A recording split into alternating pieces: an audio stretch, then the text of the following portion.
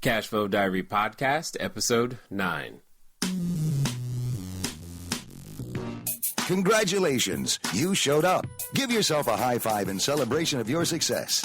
Welcome to the Cash Flow Diary, where new and experienced investors come to take confident action towards their goals. Your host is a family man, a real estate entrepreneur, investor, coach, and instructor. As a master facilitator of Robert Kiyosaki's Cash Flow 101 game, he's inspired many to begin their journey into creating cash flow for themselves and their family. And now, here he is to offer you the tools required to earn the income desired. Your cash flow coach, Jay Massey. Hello out there. Welcome again to the Cash Flow Diary Podcast. For those of you joining us for the first time, make sure that you check out episode number 1 to understand the format of the podcast and how things run here. If you haven't already, make sure you pick up your complimentary copy of our wholesaling guide, Investing Made Easier Wholesaling.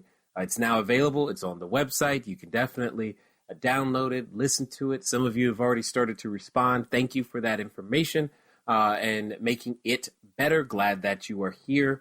Make sure, though, that you do the information. Don't just read it. Make sure you go through the exercises. Make sure that you know what it is that you're doing, and make sure that your name is on the list so that when we are doing live webinars where you get to ask me questions directly about how to take your wholesaling to the next level based upon the information that we're sharing, you get the opportunity to do exactly that. So you can go over to the website, cashflowdiary.com.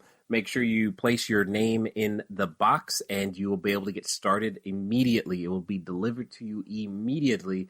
And through that ebook, I'm breaking down the information that you need to be able to begin, if not complete, a wholesale transaction in a very, very simple, direct, easy to follow format. Do the exercise, listen to it, move at the speed of instructions, and I think you'll find some success. Today, we're going to talk about something that I consider to be quite important indeed. It's a process that is necessary for all successful people to go through, something that you may have faced in the past, something that you may be facing right now. I can tell you it's something that I faced within just the past few days/weeks.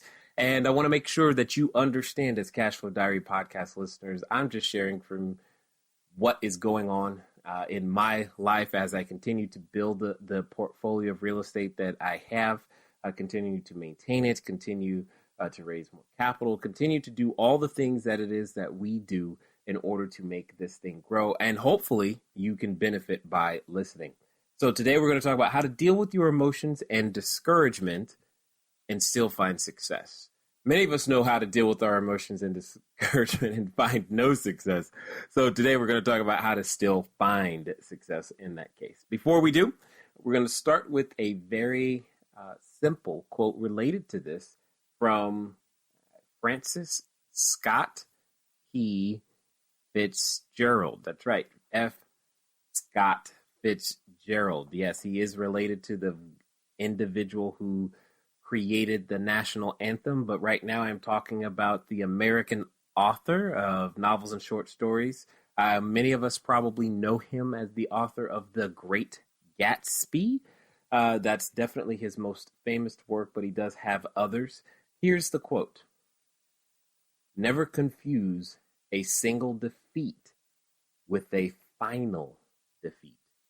I'll say that again.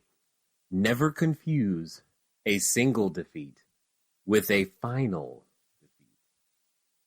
Because if you understand the nuances within that statement, a failure is only apparent. A failure or a defeat can seem or feel fatal.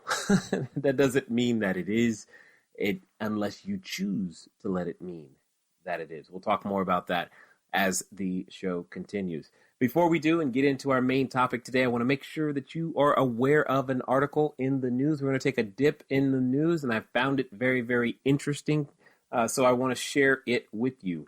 It was on moneynews.com. It was simply 5 shocking retirement facts, and the 5 shocking retirement facts that's reported by this article by Christian Hill are the following. It says 46% 40% of Americans have less than $10,000 saved for retirement. That's according to the Employment Benefit Research Institute. 40% of baby boomers now plan to work until they die. That's reported by AARP. 36% of Americans say they don't contribute anything at all to their savings. That's according to CNBC. 87% of adults say that they are not confident about having money for a comfortable retirement, and that's, I guess, according to the website lifehappens.org. And expected retirement age is up to 67 from age 63, according to Zero Hedge. So those 5 basic statistics. Now, many of you know the DIP process. You've heard it before. It's where we're going to take these data points and talk about the information that we can glean from them, and then take that to the next step over to interpretation, i.e., what can we do about it to be able to help and develop a business and idea that solves this particular challenge and or problem. Well, if you continue to read the article, part of the challenge with this particular article and just things that I had with it is simply because there's a part of the article that talks about how others blame someone else for their problem. Now, here's the problem with that. When we blame someone else, we are therefore disempowered from being able to actually resolve the problem. And it misidentifies the problem. The problem isn't that the money isn't saved. The problem isn't that your retirement plan might not have what it needs in it. The problem is a lack of financial education. And with financial education, that challenge can be easily overcome. The next thing is value is perception, and perceived utility is very, very much valuable. Understand that value is always in the eyes of the beholder. Now, here's the question, though. Do you perceive and believe that what you're investing or providing as a product or service has utility value? Oftentimes, when we fail to ask ourselves that question, we don't understand what our money is doing and is it really helping and or solving a problem. Okay, so that's taking it to the information stage. Let's talk about those data points just to make sure that we're still on the same track, though. So what do we do now that we know that, there's a lot of individuals out there who have less than $10,000 saved for retirement, and that baby boomers plan to work until they die? 36% of Americans say they don't contribute anything at all, and 87% of adults say they're not confident about having enough money for comfortable retirement. The question is do you know of a product or service that you could create and run and manage to be able to go out there and solve any of these problems? So let's talk about it for a second. It says 40% of baby boomers plan to work until they die. Do you think that was their plan at the beginning? Probably not. So is there a investment vehicle? Is there something out there that you could create to be able to solve that problem? 36% of Americans say they don't contribute anything. Do we need them to contribute according to your business? And 87% say they're not comfortable having money for a comfortable retirement. Here's a very important concept. One of the things that I enjoy about real estate is, like as the podcast is named, Cash Flow Diary, is the fact that it is cash flow. So that money comes in, whether or not you're working, whether or not you're awake, whether or not you're in the hospital, honestly, whether or not you're alive. All of those things, there's nothing that you should be able to do inside of your cash flow producing business to actually stop the money from finding you. You could move. You could change your address. You could go to another country. The money should still find you at some point, somewhere, somehow. And that's amazing. Now, here's the point. What is enough money? See, most people, when they say they're not confident about having money for a comfortable retirement, they're thinking of a pile of cash. And if you've seen some of the YouTube videos or you've taken advantage of the complimentary courses and things that we've done, you understand that piles of cash is not where it's at. It's streams of cash that we're looking to develop. More specifically, our cash flow creation system talks about the ability to create and build a personal cash flow pipeline, which literally brings cash to your door. That's exactly what many individuals need. And guess what that takes? That takes financial education. So here's an idea. Let's talk about an interpretation. So what this article is really saying, it's saying that if you can come up with a service that can help people figure out a way to not have to work until they die, that can help them alleviate their lack of ability to save and help them overcome the challenge of needing a big pile of money for a comfortable retirement, you might be able to have some customers out there. So what this article really has done, it has identified a group of customers that are easy to find. It has identified them by age. It has identified them by socioeconomic status. It has told you what they have, or more importantly, in this case, what they don't have. So now you can tailor your marketing materials to answer or find those particular individuals. So what do you present to them? Well, what if you developed a solution whereby someone could easily obtain a rental property because you negotiated seller financing on a single family house that allowed them to use non-recourse financing to be able to actually own that particular property? That's a simple solution that solves a lot of this challenge. And what if that was possible? You can't say there aren't some people out there, because there are. The articles identified them. It didn't say everyone, but it did say that there are some people out there whom that idea, that's just one of many ideas, would be perfect for.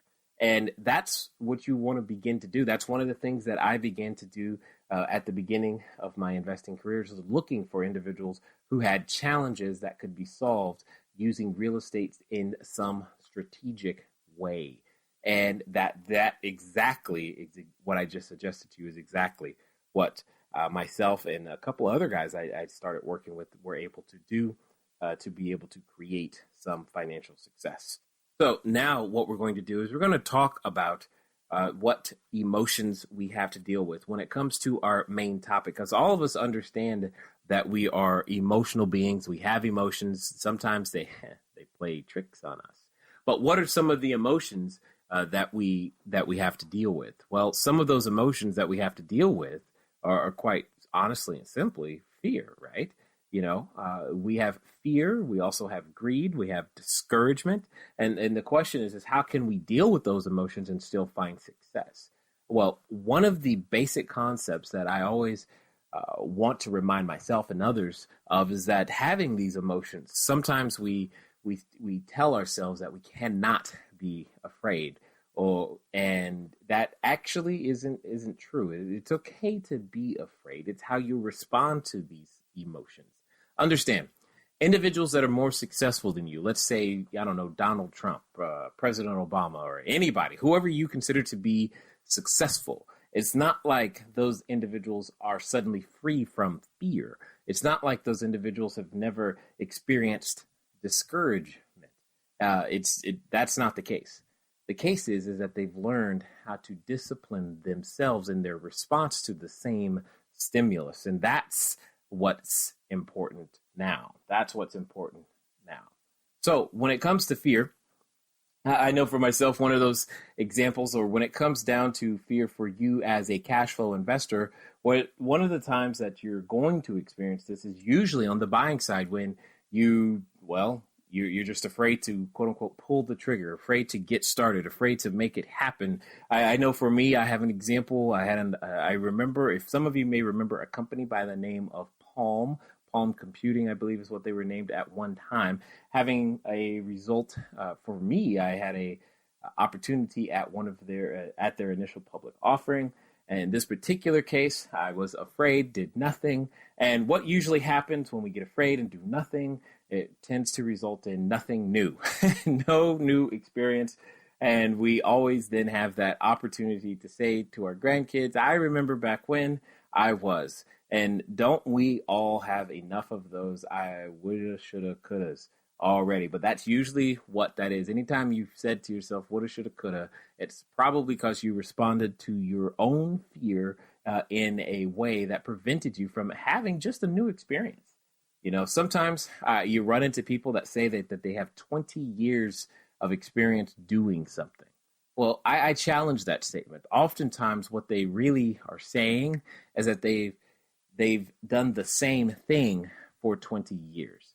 I would rather have 20 years of different experiences and therefore have 20 years of experience. Some people have been having the same experience for 20 years, and that's not exactly fun. Or another emotion like greed, right? For example, for this can come up when you're on the selling side most of the time. However, it could also come up on the buying side. I can remember a time for me, I was negotiating on a 12-unit building, and there was a $5,000 delta in the purchase price between myself as the buyer and the seller. And I promise you, I wanted to walk away. It was a $5,000 delta. Now, mind you, the $5,000 was the difference between, I believe at the time, he wanted $30,000. I said 25. Some of you, if you understand how real estate works, especially a 12-unit building, really, are you going to argue the difference between $25,000 and $30,000 when it has a replacement cost value of well over $800,000? Well, I promise you, I was arguing it.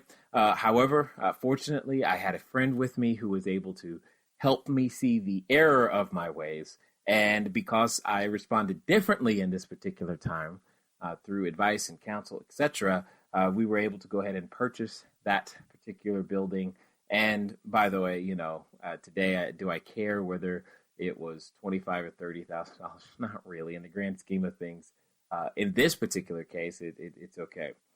So what about discouragement? Well, I can remember recently as well, discouragement typically happens when you're emotionally invested in a property for all the wrong reasons. I can remember a 18 unit building in which that was very much the case for me because I just wanted to try out constructing a laundry room for the first time, and I did not get the bid. I remember that very, very, very clearly. And here's the good news. From discouragement, we have the opportunity to develop patience. And with that patience comes also maturity and character and growth and all those wonderful things that you now want to hear when you're feeling discouraged because you just wanted what you wanted in the first place. Anyway, what was unique about this time, though, however, is that I still actually ended up with that particular building simply because the other person who had originally beat me to it, their escrow deposit did not clear, thus allowing me an opportunity to, quote unquote, swoop in and save the day for the seller, close the transaction, and that was awesome, quite as well. So, here's the question. Have you ever thought about techniques on how to handle these very emotions? What is it that you're going to do when you experience them that's going to allow you to overcome them? Because what I'm saying to you is that in your journey to build your personal cash flow pipeline, in your journey to do real estate, in your journey to even get that first $20 of passive income, you're going to experience these emotions and probably more. We're going to talk about that in a second. Right now, I want to review what our cash flow question was from last time. Our cash flow question from last time was, what is trade in high volumes at prices that are considerably at variance with intrinsic values called? I repeat, what is trade in high volumes at prices that are at considerable variance with intrinsic value called? Now, that's a fancy way of saying that people are paying a whole lot of money for something that probably isn't worth that. It's called an asset bubble. Excellent. Now, this week, the question is simply, in what country? Now, see, I just came back from here, so I'm still excited about it. And some of you, if you've seen the Facebook or if you follow me there or maybe even over to the website, you probably will get hints as to where this is because you've seen the pictures, etc., that I've taken already. Anyway, it says, in what country is the island located that Madonna references in her song La Isla Bonita, the song that came out on her album True Blue back February 25th, 1987. Again, I repeat, in what country is the island located that Madonna references in her song La Isla Bonita? It was on her album True Blue, came out February 25th, 7. I know it won't necessarily increase your financial IQ. I just think it's a really, really cool real estate question, especially since if you've ever been there, you know exactly why she calls it La Isla Bonita. Anyway, let's get back to it. Here's some quick techniques that I have used to be successful at dealing with my own emotions to stay focused. One of them is that I keep a specific success journal. It's a technique that I learned in a seminar, and it works very, very well. And it also could work very well to change your state. It's like what Tony Robbins always talks about changing your state or putting you in a peak mental state, or just honestly changing your state from anything from what it was to what you need it to be. So I have a journal, and inside that journal, I don't really write much except the answer to this question. The question is, today, 5 reasons I am successful are.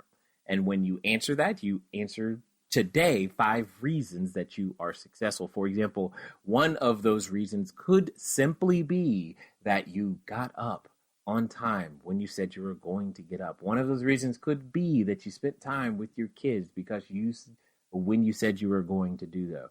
One of those reasons could be, hey, I made that prospecting call, or I closed that deal, or I wrote that offer. All of those reasons could be reasons that you are successful. Notice how it is phrased. It says 5 reasons I am successful. It's written in present tense. It's written in the right now, not in the future tense. It's not 5 reasons why I will be successful one day.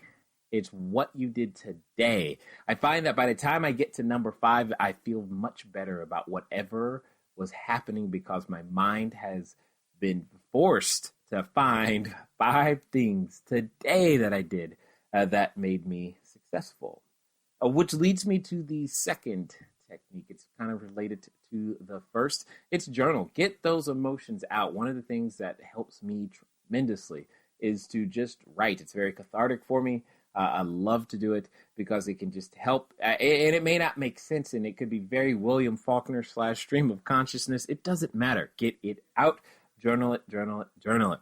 When you've also done that, another very, very useful tool is something many people call a dream book, goal board, dream board, whatever name it goes by. What it should have at a minimum is a pictorial definition of why you are doing what it is that you are doing. Why on earth are you learning these new skill sets? Why are you investing your time and talents into becoming someone new? So that what is it that you're actually pursuing, and is it that exciting enough? And this is those times when you're having those emotions that the items that you've written down need to be absolutely huge enough to help you change again your focus, your mindset, so that you can go back out there and do what it is that you know that needs to be done.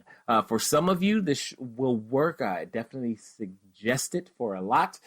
Doing a significant amount of praying or meditation or something of that nature, because sometimes it's just emotions that we have to calm down, and sometimes we just need to know that someone out there is listening, that higher self, that higher purpose, whatever you want to call it. It's very, very helpful for me to be able to deal with the things that come my way, so that I can keep going and stay focused.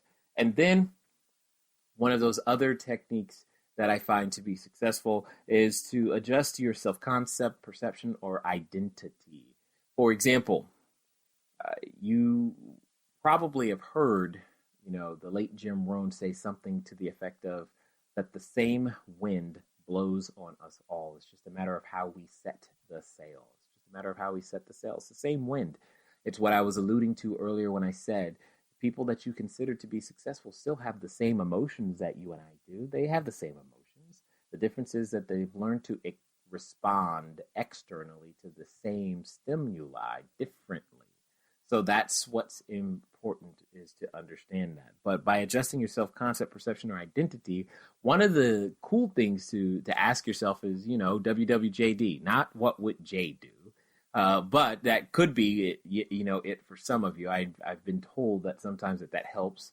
But what would that person that you admire, that person you would like to be like, what would they do in this situation? And what would an investor do? What would a successful real estate investor do? And when you start asking yourself that, you begin to adopt that different self-concept, that different identity. How many, for example, one of the things I was taught early is that, as an investor, one of the things you do is you make offers. That's what you do. That's like the job description. It's not an event. Just because you show up to work, you don't celebrate. Ooh, I showed up to work today. That's the same thing as writing an offer. Congratulations, you wrote an offer. Now go write another one because you're an investor. It's what you do. It's who you are. That is part of your identity. So adjusting that can help you see the path or see the forest for the trees, as they say. So see your way through whatever that fog might be so that you can get back on track. Whatever you do, don't try to ignore or pretend that those feelings are not there. It won't happen. You're human. Remember that. It's okay. I just don't like when people try to pretend that things are okay all the time. That doesn't feel good because that's just not real. It's just not. No one feels great all the time, and that's okay. Now, it doesn't mean I'm not trying to give you license to waddle in it forever and ever and ever and ever and ever. I'm just trying to say to you that it's okay that you might feel that way. At the end of the day, you've got to learn, your own special way of processing these things because, what I use might not work for you, but you've got to come up with something. You can't not have a strategy or a way to deal with these because there will come a day, no matter how good things are going. I don't care how many units you have right now, how many more units you're looking to buy, how good things have been in the past. There will come a day. There is come a day where you will have a challenging situation, but understand this, there's value in fully experiencing all of your emotions all the time. Part of who you are, they were given to you for a reason. Use them because they can be very helpful. What I want to leave you with today is just this final thought. If you've ever been to a Millionaire Mind seminar, you understand where this is coming from, but just in case you haven't, remember this. Your brain is a very, very powerful tool.